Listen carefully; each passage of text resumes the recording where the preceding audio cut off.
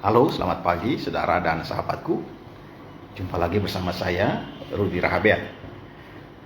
Kali ini saya hendak menyapa saudara dan sahabat sekalian, khususnya keluarga-keluarga. Sehubungan dengan Pekan Bina Keluarga GPM, saya yakin dan percaya bahwa kita akan terus menata kehidupan keluarga-keluarga kita, tentu dengan berbagai macam ceritanya. Tidak selamanya kita mengalami kondisi keluarga yang aman-aman saja atau baik-baik saja, tetapi tentu juga ada riak-riaknya, tantangan-tantangannya.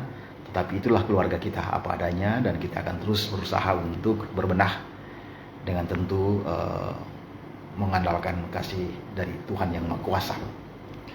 Nah, saudara dan sahabatku, di hari yang kedua Pekan Bina Keluarga, saya hendak berbagi tentang konsep eklesiologi keluarga Allah. Bagaimana cara gereja memahami dirinya sebagai satu keluarga Allah. Nah, untuk maksud itu saya membuka kembali sebuah buku yang ditulis dalam rangka 8 dekade GPM. Jadi ini bukunya ditulis pada saat GPM merayakan ulang tahun ke-80 ya, dan sekarang menjelang 88, artinya 8 tahun yang lalu buku ini ditulis. Judulnya 8 dekade GPM menuju menanam dan menyiram, bertumbuh dan berbuah teologi GPM dalam konteks atau dalam praksis berbangsa dan bermasyarakat. Nah, ada sejumlah tulisan dalam buku yang cukup tebal ini ya, saudara dan sahabat sekalian, udah hampir 700 halaman. Nah, ada dua tulisan yang saya rasa itu ada punya kaitan dengan eklesiologi keluarga Allah. Tulisan yang pertama yaitu tulisan dari pendeta Poli Reviali ya. Poli Reviali, beliau menulis satu tulisan dalam chapter ini ya, book chapter, judulnya adalah Gereja sebagai Keluarga Allah, Eklesiologi Kontekstual. Nah, waktu itu beliau adalah ketua klasis Pulau Ambon Utara ya. Itu 2008 tahun yang lalu beliau adalah ketua klasis Pulau Ambon Utara, sebelum kemudian beliau menjadi wakil ketua Majelis Pekerja Harian Sinode. Nah, saya rasa tulisan yang serius tentang eklesiologi keluarga Allah ini memang adalah tulisan dari Pak Pendeta Poli Reviali, karena ini juga merupakan tesis ya yang beliau presentasikan di program Pasca Sarjana Fakultas Teologi UKIM pada tahun 2008 ya. Jadi ini merupakan ringkasan dari tesis beliau, dan saya rasa ini menjadi penting sekali untuk kita pelajari, kita dalami, sehingga bisa menjadi wawasan teologis bagi gereja untuk memahami ketika kita berbicara gereja sebagai family of God, sebagai keluarga Allah. Dan satu tulisan yang saya rasa juga ada kaitan dengan konsep itu adalah tulisan dari pendeta Feki Unterlawan ya, judulnya Konteks Pengembangan Gereja Protestan Maluku ya. Waktu itu Pak Feki merupakan sekretaris umum Majelis Pekerja Harian Sinode Gereja Protestan Maluku, selain beliau juga adalah dosen pada Fakultas Teologi UKIM. Nah, dua tulisan ini menurut saya menggambarkan dengan cukup baik ya bagaimana kita memahami diri sebagai keluarga Allah. Nah, di tulisan Pak Reviali diangkat pertama-tama adalah konteks Maluku Utara. Dan sebenarnya konteks Indonesia ya, bahwa ada sekian banyak pluralitas atau keragaman keluarga, keragaman suku, keragaman status sosial, bahkan termasuk keragaman agama. Tetapi visi eklesiologi tentang keluarga Allah kemudian menjadi wadah ya, wadah yang merangkul ya seluruh perbedaan itu, bahwa kita semua adalah satu keluarga, yaitu keluarga Allah. Bahwa kondisi sosiologis keluarga-keluarga itu ada disebut sebagai keluarga batih atau keluarga inti atau nuclear family, benar karena ikatan-ikatan darah ya, mama, papa, adik kakak, ya, anak-anak terhubung dalam satu keluarga secara biologis.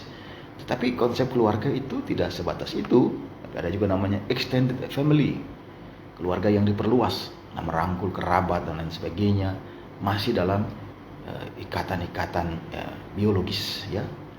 Nah, tetapi konsep itu dilampaui atau diperluas lagi, kemudian bisa merangkul perbedaan-perbedaan, termasuk walaupun saya tidak punya hubungan langsung secara biologis, tetapi sebagai satu keluarga Allah kita bisa terhubung, ya, sebagai orang-orang yang percaya kepada Allah, orang-orang yang mengakui tentang pencipta, ya, pencipta alam semesta, kira-kira begitu, ya.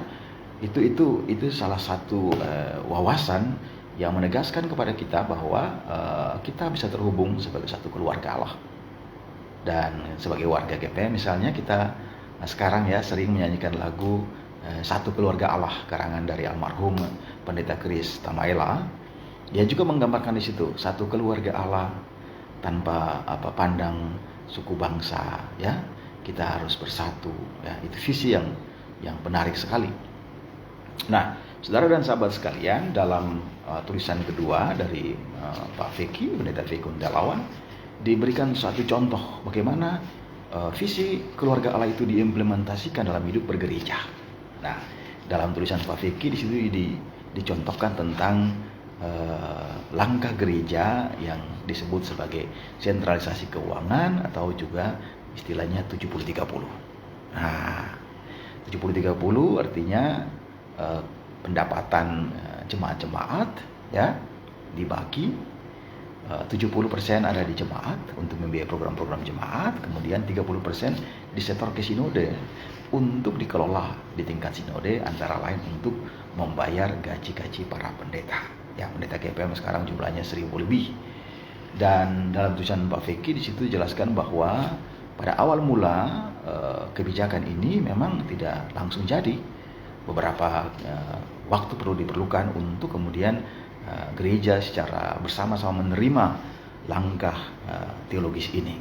Dan sejak tahun 2007, ya, saudara dan sahabat sekalian, kemudian implementasi dari kebijakan 70-30 atau sentralisasi keuangan itu dilaksanakan di GPM. Dan tentu saja selain pertimbangan ekonomi, pertimbangan sosiologi, tetapi visi teologis tentang keluarga Allah itu juga merupakan roh dari kebijakan yang dimaksud. Sehingga saya harus mengatakan bahwa janganlah kita melihat itu sebagai beban, ya. Sebagai warga gereja yang dewasa, tanggung jawab untuk berbagi adalah tanda bahwa kita sedang bertumbuh. Sebagai warga gereja yang dewasa, kita memahami bahwa kita adalah satu keluarga Allah yang tidak hanya bersifat keluarga sentris, yang berpusat kepada keluarga saja, berpusat kepada jemaat saja, ya, atau klasis saja.